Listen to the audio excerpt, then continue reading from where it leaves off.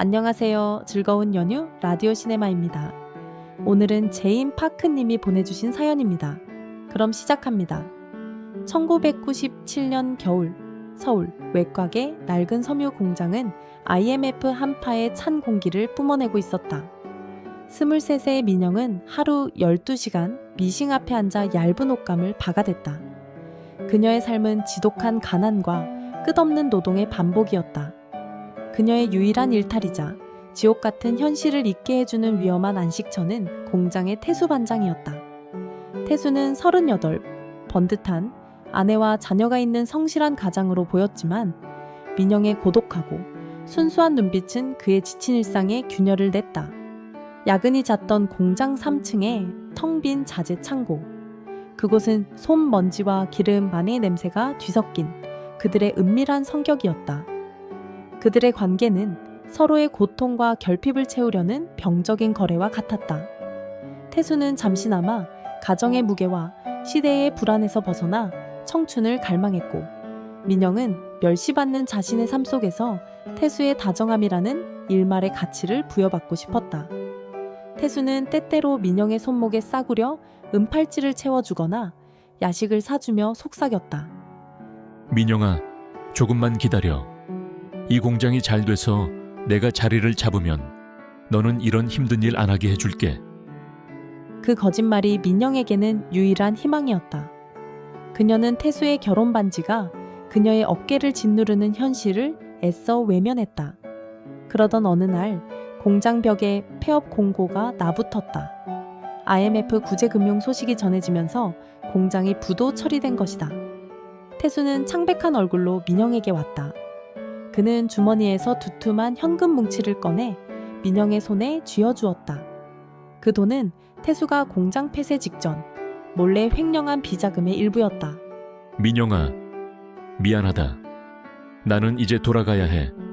가족들 지켜야 해. 이 돈으로 잘 살아. 그는 민영의 절규와 눈물을 외면한 채 자신의 안위를 위해 비겁하게 도망쳤다. 민영은 자신이 시대의 희생양이자 유부남의 하룻밤 도피처였음을 깨달았다. 며칠 후 구토 증세에 시달리던 민영은 병원에서 임신팔주라는 청천벽력 같은 진단을 받았다. 그녀는 태수의 아이를 품고 있었다. 아이는 태수의 배신과 자신의 청춘이 함께 새겨진 지독한 낙인이었다. 그러나 민영은 아이를 지울 수 없었다. 이 아이가 세상에 존재했던 그들의 추악한 사랑의 유일한 증거였다.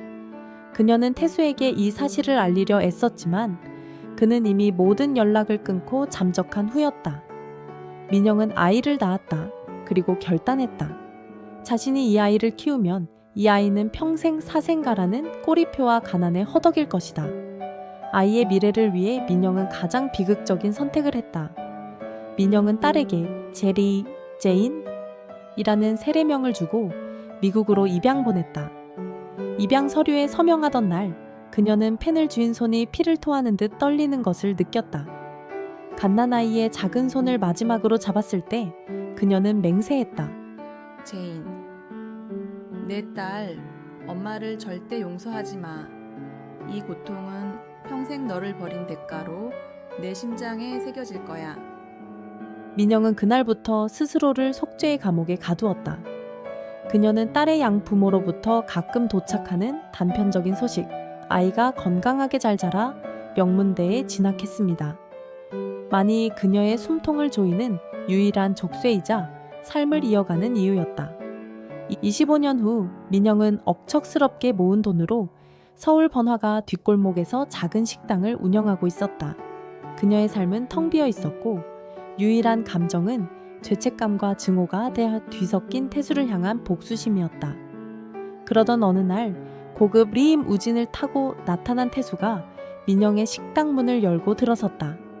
그는 이제 대한민국 재계를 주름잡는 K 건설의 회장이었다. 부와 명예의 기름기가 번들거리는 그의 얼굴에는 과거의 비겁함이 희미하게 남아 있었다. 그는 민영에게 거액의 수표를 내밀며 침묵을 요구했다. 민영아, 자네도 이제 잘 살지 않나? 우리는 과거에 묻어둬야 할 일이 너무 많아. 이 돈을 받고 우리 관계는 영원히 비밀로 묻어두세. 민영은 수표를 받았다. 돈 때문이 아니었다.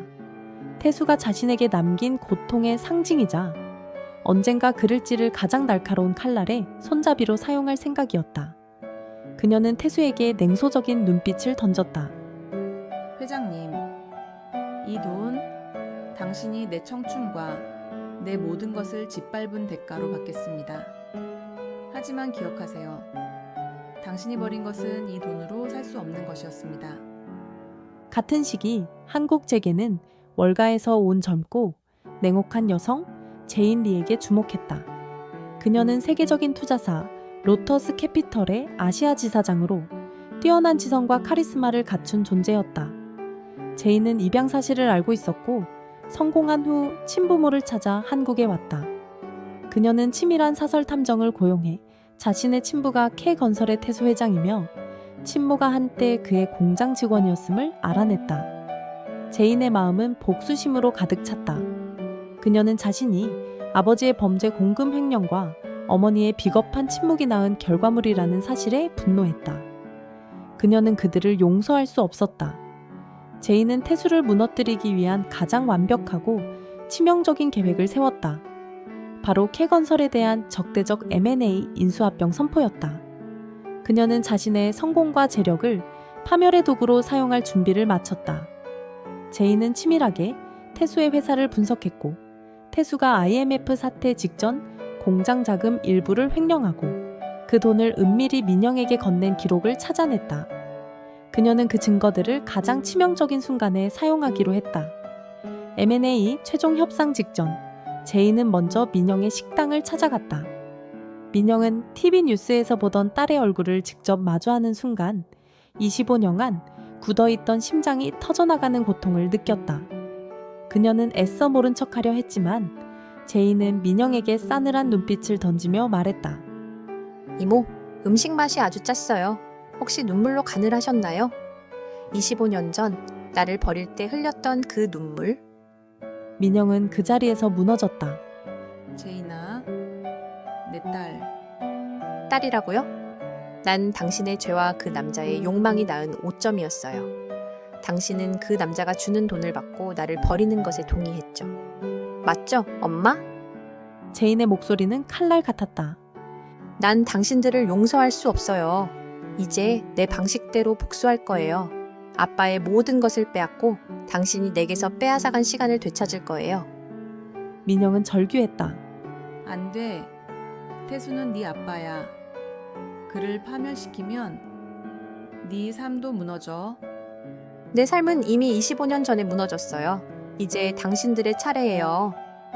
마침내 A&A 최종 협상 테이블. 태수 회장과 제인 리 지사장이 마주 앉았다. 태수는 제인의 뛰어난 실력에 경악했지만 그녀의 정체를 알고는 피가 식는 듯한 공포를 느꼈다. 제인 리 지사장님, 이렇게까지 K건설을 파괴하려는 이유가 뭡니까? 당신은 돈이 목적이 아닌 것 같소. 태수가 소리쳤다. 제인은 차갑게 웃었다. 파괴? 아니요, 회장님. 저는 정화하는 겁니다.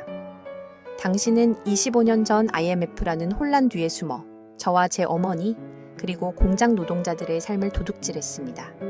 이제 그 도둑맞은 모든 것을 당신의 핏줄이 회수할 시간입니다.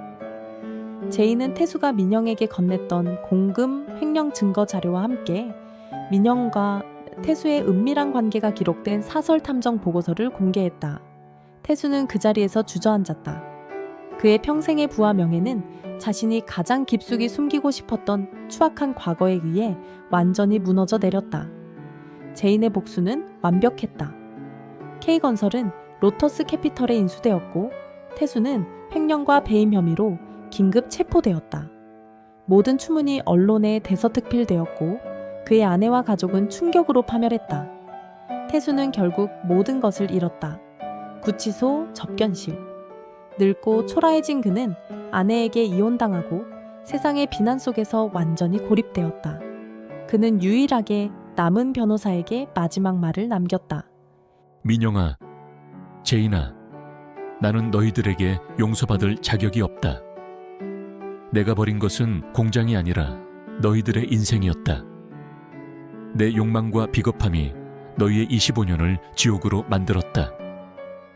하지만 제인아, 네가 나를 파멸시키는 모습을 보면서 단 한순간 내 딸은 나를 닮아 강하구나 생각했다. 이 추악한 핏줄은 결국 끊어지지 않았더구나. 태수는 절규했다. 내가 쌓아 올린 모든 것은 결국 죄의 탑이었다. 이제야 비로소 그 대가를 치른다. 이것이 내 운명이다. 태수는 결국 구치소에서 쓸쓸하게 생을 마감했다. 그의 죽음은 뉴스 기사의 한 귀퉁이를 장식했을 뿐이었다. 복수에 성공한 제이는 민영의 식당에 나타났다. 그녀의 얼굴에는 승리의 기쁨 대신 더 깊어진 공허함과 증오만이 남아 있었다. 이제 당신의 빚을 갚을 시간이에요, 엄마. 제이는 민영에게 자신의 한국 사업체 경영을 도우라고 명령했다. 당신이 나를 버리고 도망쳤던 그 25년의 시간을 내 비서로, 내 하인으로, 내 그림자 속에서 영원히 속죄하면서 보내야 해요. 제이는 민영에게 최고급 빌라를 제공하고 원하는 것을 모두 주었지만 그녀에게 진정한 모성애와 용서를 보여주는 대신 감정적인 지배와 끊임없는 책망을 퍼부었다. 민영은 성공한 딸의 곁에서 살아가지만 그 화려한 감옥 속에서 평생을 속죄하며 살아야 하는 형벌에 처해졌다. 제이는 복수를 통해 아버지의 모든 것을 파괴하고 어머니를 굴복시켰지만 그녀의 마음속 공허함은 채워지지 않았다. 그녀는 증오를 먹고 자랐고 복수가 끝난 후에도 그 증오를 놓을 수 없었다. 제이는 어머니, 민영을 자신의 곁에 두고 괴롭히는 것으로 자신의 상처를 확인했다. 그녀는 결국 증오의 승자가 되었을 뿐 행복의 승자가 될 수 없었다.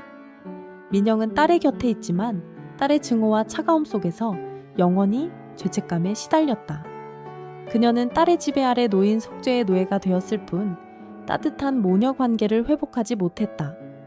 세 사람은 IMF라는 시대적 비극과 은밀한 욕망의 굴레 속에서 시작해 핏줄이라는 가장 끈끈한 끈으로 엮여 세상의 모든 것을 잃은 채 영원히 고통받는 비극적인 파국을 맞이했다. 그들의 삶은 결코 끝나지 않는 잔혹한 막장 드라마 그 자체였다. 오늘 이야기는 어떠셨나요? 실화를 제보받아 만든 이야기입니다. 앞으로 재밌는 사연 이야기 전해드릴게요. 사랑합니다.